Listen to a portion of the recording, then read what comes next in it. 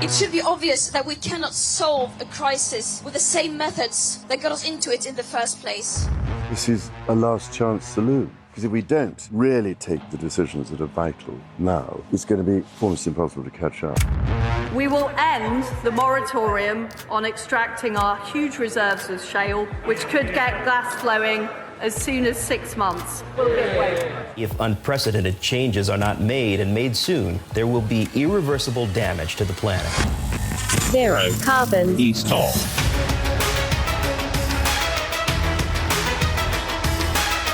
Hello and welcome to Zerocarbonista Series 4 Fool's Gold. I'm Ian Collins and this is the UK's #1 environment-based podcast. If it's green, it's in. And what a difference a week makes. COP27 is still going on. Did you even know that? And Just Stop Oil have, well, stopped. Let's speak to our man with his hand in the lucky dip of environmental stories.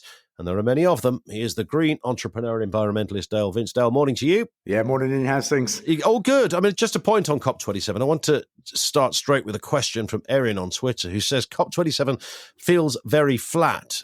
Seen or heard anything that gives you confidence, Dale?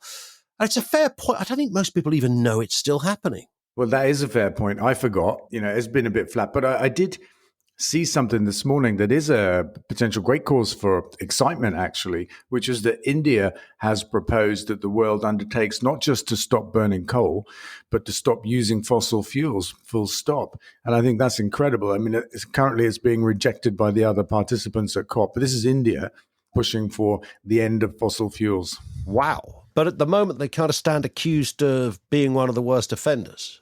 Well, they've got an enormous population and they are pretty much a developing country, aren't they? True. So, they've got them special circumstances. If you look per capita, then no, they rank very low down the charts of personal responsibility, each individual Indian for the climate crisis.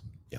What about this? SSE profits more than triple as the UK energy prices soar. As we record this, I should say that the Chancellor will be on his feet during the time we're recording this. So we are going to naturally miss some of those headlines, but and maybe windfall tax will be one of them. But £559 million is the figure they're looking at here. This is pretty huge stuff. And of course, it comes hot on the heels of Mr. Hunt, who might be taxing them. Oh, SSE. Yeah, gotcha. Yeah. And actually, some of this allegedly is coming from gas-fired power stations. And one of the proposals that may come to fruition today is a windfall tax on energy generators, such as, the Tories have been saying we're going to tax renewable energy for their windfall profits, but there aren't any. So, give it a go, boys. Why not?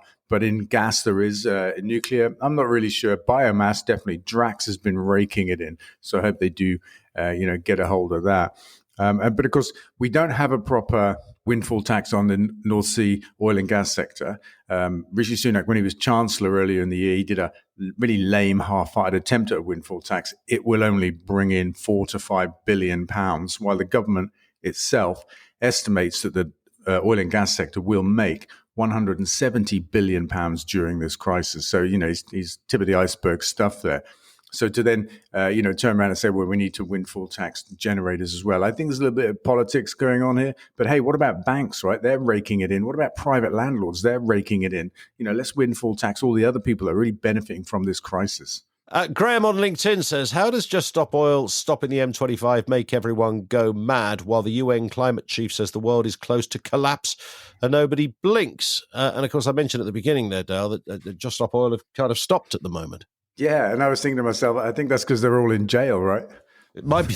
Yeah, there's quite a few gone to the chiller. But look, that's a really good point, Graham. Things are drastic. The UN are saying, drastic things, even though people like Julia Hartley-Brewer last week when I was on our radio show, she's all full of denial that there's nothing wrong, that it's all a bit made up and exaggerated. And even the UN aren't that worried. Obviously, that's a lot of nonsense. But it gets me as well. And we had an argument, me and Julia, about Just Stop Oil. And, I think what they're doing is justified because we are facing this incredible crisis. It's going to affect generations of us to come, we're allowing people to destroy the planet because it's legal. And Just Stop Oil are being called out for their protests, which are illegal. But this is the way the world is. We have to change the law. The law is wrong. Yeah, but it comes back to that question that every time I'm raised precisely that point on the radio, I always have somebody say, well, why is not a single government around the world in agreement with that position? Even left-wing governments, even, we always mention New Zealand, even all of those areas that, purport to be sympathetic. So not a single government agrees with Just Stop Oil. And to many people, that translates as, well, Just Stop Oil have probably got it wrong. That's actually not correct. The International Energy Agency have said we need to not drill for more oil and gas. There's no way we get to 1.5 degrees or anything sensible if we look for more oil and gas. So they're in accordance with Just Stop Oil. And India, as we heard today, have just come out and said, let's have a moratorium. Let's have an agreement, and a global agreement to end the use of fossil fuels, not just oil. But they just had the G20, didn't they? The G20 in Bali, where they flew again from, having flown to Egypt. They then all flew to Bali on massive aeroplanes, and many of them as well. They talked about all sorts of things there. Next time there's a pandemic, everyone's going to have a digital certificate and all of this caper. I didn't hear anything relating specifically to this. No, because it's a really difficult issue for them to tackle. It's a problem for them because it's the end of business as usual, business as we know it. We've got to reinvent how we live. We have the technology; it's all possible, but it's a bit of a big job. The other thing I want to say, just briefly, is I really understand the frustration of people who are living within this system.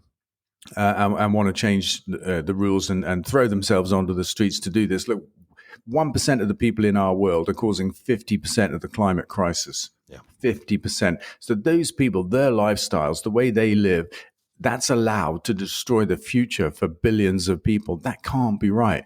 And if we can't get governments to listen, then taking to the streets is the only option that we have. There was something that came out of COP27 that is notable. Brazil's president-elect Mr. Da Silva, has promised to fight illegal Amazon rainforest deforestation. He's outlined some pledges over there in Egypt. So, that would be a change of script from what we've been hearing out of Brazil. Yeah, and actually he went further and pledged to reverse deforestation in the Amazon, which would be incredible. Here's a question from Hannah on Facebook. What's going on with smart meters? Do we still need to get them? Would it help me in the energy crisis? Well, I don't think it would help much in this energy crisis right now. I think in the future it will help to reduce consumption at expensive times of the day. But at the moment, there's not much you can do. That kind of system doesn't really exist. Smart meters are about 2 years away from the end of the mandated rollout period, which is to say within the next couple of years, everybody should have one. They're definitely worth having because they will show you what you're consuming at any given time of the day. And then you can do something about it. I can't get one for love nor money. Apparently I've been on a list for a long time. About 2 years ago, Dale, I was hounded by these swines trying to give me a smart meter. They were texting me. They were knocking on the door. There's a fella with a clipboard and a high-vis jacket. Hello, my name's Mr. Smart Meter. Would you like one of these? And then I get another text and an email. They were bombarding me with this stuff to the point I thought it was some kind of ruse going on that I was the victim of. I thought I might be on Watchdog or something for this story. And then it all sort of went quiet. This energy crisis kicked in. I rang up the gas people, said, about your smart meter offer, I'd like to take it up. They went, well, you have to go on a list. So now I'm on a big bloody list. Well, I don't know what's happening there. I don't know. Where's my smart meter? I don't know if there's a workforce shortage or something like that. We definitely, Ecotricity, suffered a problem in terms of putting enough smart meters out there for our customers. We've got over that now. We've got the kind of bandwidth now to do that. But it happened for a while, and I wonder if it's just a knock on from Brexit and the kind of labor shortages and that kind of stuff. I mean, the smart meters, they're in the country. There's not a shortage of hardware as far as I understand it. You just need to join Ecotricity. We'll get you one in. I might have to do that. I'm filling out the application. New study looks at how vegan diets impact the planet. This is it's just certainly an area that you feel very passionately about, and we're hearing more of these kind of headlines. Yeah, really interesting. I thought, here we go again. We talked last week, didn't we, about the Daily Mail, proudly put out an article about everybody else talking shite about anything, really. If you become a vegan, you will die and your teeth will fall out first. That's right, that kind of stuff. But this one is research from Harvard Medical School, published in The Lancet. So it's pucker, and it's research into the different kinds of vegan diet, only really two kinds, the wholesome kind and the fast food kind. And surprise, surprise, not. They come to the conclusion that the fast food kind isn't very healthy and it isn't very good for the environment. But they make the clear point at the end that we are not saying that bad vegan diets are worse than meat diets, because they're not. Do you remember the last piece of meat you ate like 30 years ago? It was more than 30. It was just over 40. Can you remember the moment? This is my last bacon sandwich. I can't, no. And has there ever been a wobble? God, no. Has there ever been a point when you've been like driving past a KFC and you thought, I've got to go in there for a bucket of the Colonel's finest? No, but I could go into a fast food outlet now and get one of these fast food vegan meals, which this study is saying are actually bad for the planet and bad for your health. You'll still get type 2 diabetes and that kind of stuff, because basically it's shite. These things are essentially, they might as well just sell you a bag of sugar. And fat and salt. Yeah. And also they are part of the same company that are still producing all the other stuff. So that's right. Yeah, there ain't nothing good about it. But it might be a gateway for people to, kick the meat habit, which is worse environmentally and for your health. It is worse. And the Lancet study did point that out very clearly. And it used to be really tricky, didn't it, for vegans? And now it isn't so. I mean, even putting aside the fast food story, there was a time when, eating a stick of celery was a treat if you were a vegan. And now there are options out there. There are foods that are out there you can eat nicely. Well, I think we always had celery as an option, to be fair. But I mean, I don't know who wants it. I'm not a fan of celery. But we always had chips as an option. And most people are, I don't know why, a bit surprised by that. I say most people. The anti-vegans that I meet from time to time at football at Forest Green, who are like protesting by not eating our food. There's only one club that does that. Shan't name them. They don't seem to realize that chips are vegan. I was going to say, you've still got chips and you've still got toast. So yes, there's those two things alone. If you said to most people, if you could have two things for the rest of your life, whether they were a meat eater or not, then I reckon chips and toast would be at the top of a lot of people's list. So absolutely, perhaps there is a vegan penchant that people don't even know about. Let's do this. It is fracking corner, Dale. The Tories are under pressure to make their fracking ban U-turn proof, because there is that suspicion that they haven't said we've banned. Well, they kind of have, but they haven't. So they're still trying to keep a little flame burning underneath the optimism of those people that love a bit of fracking. So they want to make it U-turn proof so that you can't go back on it. Wonderful, right? This is the party of U-turns that want to make something they've done U-turn proof, right? How does that work? How does that work? Nothing they do is U-turn proof. Yeah. I mean, it would be a good idea, though, wouldn't it, if they said, right, okay, the ban is a ban. It's not a temporary ban. And at the moment, there's a sense that it's we're not going to do this at the moment, even though I don't think they're ever going to do it. But they still seem to want to keep that nod to the fracketeers out there. Yes, they definitely should move from a moratorium to a ban. But the thing is, any ban can be overturned by a new government or even the same government that just changes its mind. And this government changes its mind like all year, haven't they? That's very true. Maybe there'll be something in the mini budget that we're not yet aware of that is being released on the fracking thing. You know what there should be? There should be the unbanning of onshore wind in this mini budget, because it makes no sense to keep that out of scope when we're in the teeth of the biggest energy crisis that we've ever faced. And through the climate crisis, the biggest crisis full stop that we've ever faced. And solar. Until now, Sunak has not said whether he will U-turn on Truss's pledge to ban solar. He just hasn't said.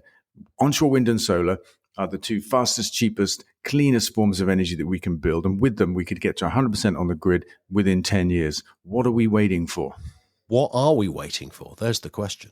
Yeah, there's no answer, is there? What are we waiting for? I mean, that's the funniest thing about it, isn't it? It's like every now and again, and how many times have we talked about this? We come across a story where you literally, no matter how hard you might try, you literally cannot see the counter argument. No, because there is not one. This is politics. I think this is Conservative Party politics. Yep. They're riven by factions that don't like wind and other factions that don't like solar and other factions that do want fracking. And it's a juggling game for whoever becomes prime minister next. And we've had 3 in the summer to try and keep the party together at our expense, right? At the expense of logic and progress. This in from Sandy, final one. Dale, have you got a plan to fix what's been a disappointing first half of the season for Forest Green Rovers? Fair question. And the answer is yes. I could elaborate. Go on, elaborate. Elaborate for the FGR fans. Yeah, so I would say that our recruitment wasn't quite good enough in the summer. We can see that. At the same time, we had some issues with our outgoing director of football. We found ourselves understaffed. We stopped using data. We're fixing all of those little issues. We've been hit by a record amount of injuries, and we're looking for the cause of that. We know that stepping up into League One has been a lot more physical. And we've seen the players that left us in the summer. That was the other thing. We lost 3 of our best players, but they're also injured. And so it seems to be a kind of step up into League One that's causing that, because we lost our coach, we lost the director of football, 3 best players. And of course, it should be said, Dale, that, football being what it is and seasons being what they are, you are just 1 win away from being out of the relegation zone. Oh, I didn't know that. There you go. Yeah, that's assuming no one else above you wins as well. So. Which is you always hope for, right? You always hope for. Absolutely. But, essentially, we started the season weakened, considerably weakened. We found ourselves in a higher league. It is a very challenging league. We've got our hands on the levers. We know what we're doing. We've got a new recruitment performance specialist in. We're building a recruitment list for January. We're on it. I'm confident that we can do what we need to do to stay in League One this season and build from there. Fantastic. Dale, that's it for this episode. I know you've got a busy day ahead, but we'll speak in 7 days and we can digest the fuller detail of what's happened with Mr. Hunt's fiscal statement. Have a good week. I have a feeling we'll be disappointed. Just a premonition. You might be right. That's it for this episode. Don't forget to follow this podcast from your podcast provider. Really important, keep in touch with Dale on social media, twitter.com/DaleVince, facebook.com/DaleVince, and on Insta and on TikTok too.